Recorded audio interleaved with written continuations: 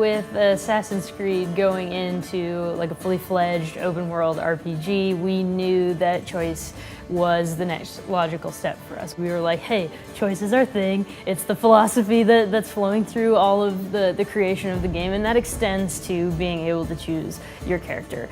It extends to naval and how you're going to customize your ship, how you're going to play with your ship, who you're going to recruit for your ship.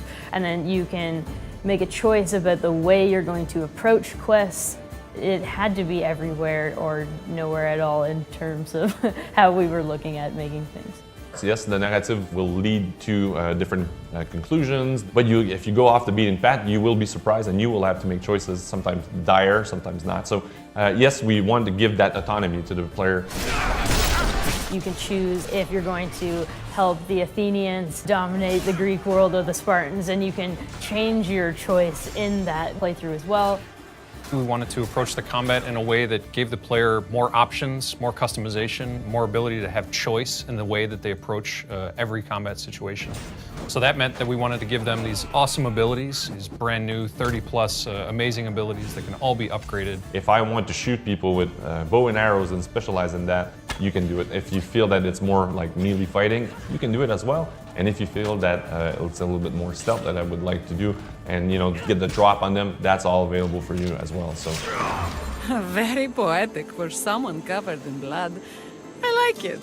The romancing, we have a handful of characters that we can romance. They don't necessarily intertwine with the bigger picture, so they're much more regional content stories or a little bit more for fun. When we set out to make the story in Assassin's Creed Odyssey, we knew that we were going to have multiple endings. Now, for us, it meant making a series of choices through a series of quests that would impact the ending, and not just be multiple endings based on one decision you make at the end, which sometimes other games fall prey to. Just because you're making choices doesn't mean that you're going to be cut off from half the game for making these choices. You're simply going to have your own unique experience.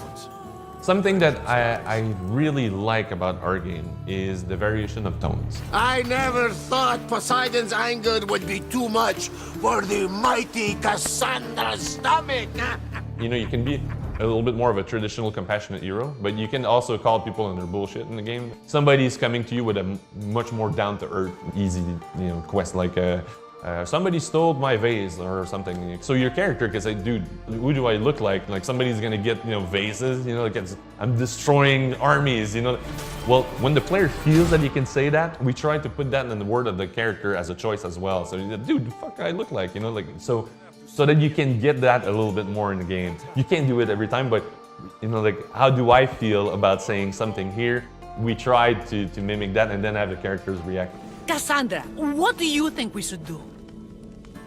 Player choice is a motivator. It connects you with what you're doing. The game is talking to me and I need to respond to that. So the player choices are felt in dialogues, but they're also felt in the world. So in the play style that I'm going to choose in the game, the mix and matching of the abilities, who I want to interact with, Sparta, Athens, what do I want to do as a player? You decide and it's your choice to do it.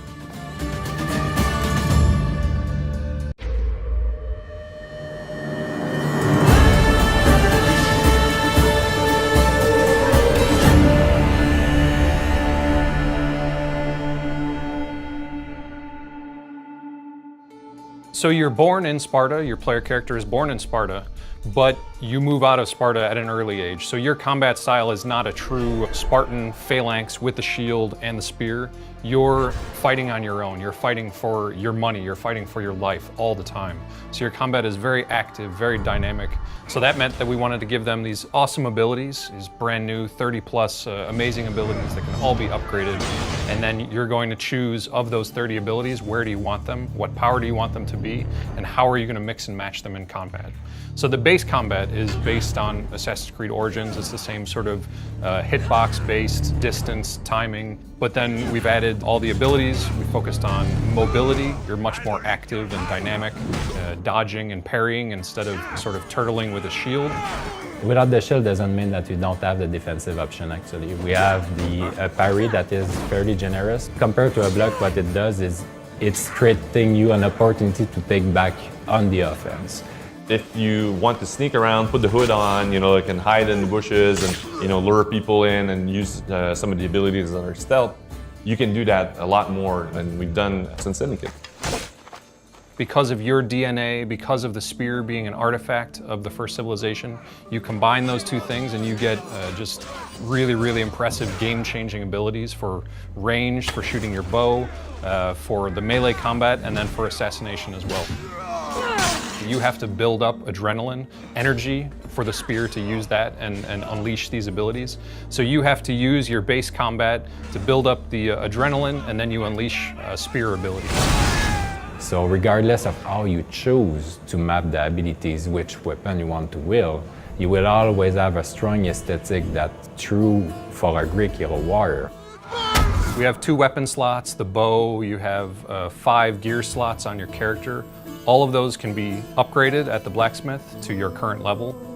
You're the only character in ancient Greece that has a first civilization artifact, but there are mercenaries, there are very strong enemies with the Spartans and the Athenians that you're going to face that will challenge you constantly. And with the RPG progression, you're going to be facing against enemies that have a higher level than you. It's really going to be up to you how you play.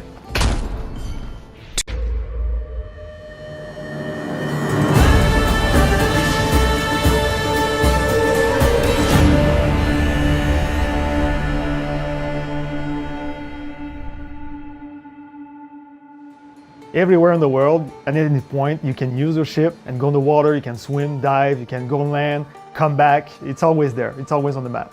The game is called Odyssey, and of course we're modeling ourselves on the voyage of Odysseus, and you're exploring the Aegean Sea. It doesn't take place at the same time, but it's the same experience that we're trying to give to the player. And naval is a huge important part of that. Also, the map is huge, I mean, really big. The sea needs to be seamless because this time it's open everywhere around you. So we had to do a lot of tech on that, making sure that the shorelines where you could see like the waves coming and dying on the beaches. You have a lot of big waves when you go far away in the ocean. We also make sure that you see all those kind of fishes and stuff like that you can see from your ship and when you're swimming. The naval combat in Odyssey is something more fast-paced, more close range.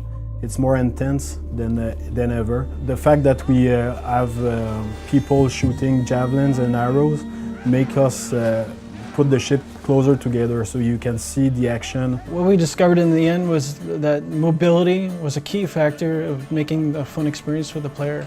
So in fact, the boat has a very high acceleration. You're able to turn really fast, you're able to move really fast. You may see a boat about to ram you, and then like within a couple seconds you can sort of dodge out of the way because of the mobility of the ship. Some ships were shooting fire ammunition to burn the other ship. The most important tactic was the ramming and the cleavings. Yeah, and of course cleaving a ship is advantageous to the player because it's going to give him more life, more resources. So you're always looking for that opportunity to cleave a ship, not only for the spectacular nature of it, but also it's as a gameplay it benefits the player. During those times, the ship was able to board and kill the remaining crew. And after that, loot the treasure on the ship because there's a bunch of chests. The bigger the ship is, the bigger the rewards are. So every time you sunk a ship, in fact, there's like chests that are being released in the ocean. You can dive and try to hunt them. It's pretty interesting. And if you go too far in the water, you might encounter some sharks also, so it's pretty hard to kill. There's definitely going to be some unique ships on the water, some unique challenges. When you first encounter these ships, if you're a low level, you're going to learn to run away quickly. As you get stronger, your ship is going to get stronger. But beyond that, there's upgrades that you're going to need to apply to your ship. So upgrading the arrows, the javelins, how much ramming damage it can do, how many lieutenants you can have on the ship, how strong the hull is, if you can shoot fire with your arrows or javelins. So there's a lot of upgrades to the ship that will make it more powerful. Well, mercenaries will come after you on sea, and it's a cool moment because they have awesome looking ships, they have unique figureheads, unique masts. When the player gets into combat with these guys, you could also board them. And so you can fight the mercenary like hand to hand on the deck of his ship, and hopefully you can even Sparta kick him off the deck. And this is like a way cooler moment to take out a mercenary in the game. They can also customize the ship how they want in terms of who they want to recruit and the perks they will want to have on the ship, so to create a synergy between upgrades and perks to build the way they want to play. You can recruit lieutenants from people in the world, be they individual weak archer, or if you want to find the best mercenary in the world, you can go knock that person out, pay them, convince them to join your crew. I want you to be with me when I do. They can be coming from missions, or you can also choose to find ones that have like good perks. They're going to give you more weapons, they're going to give you better armors, they're going to give also like crazy perks on your ship, like boosting speed and having more stamina. So they're changing almost every kind of part of your boat, in fact. So every one of them is very different. And then when you buy a certain ability, you can call them into combat for you and either create a distraction or you can go join them in the fight.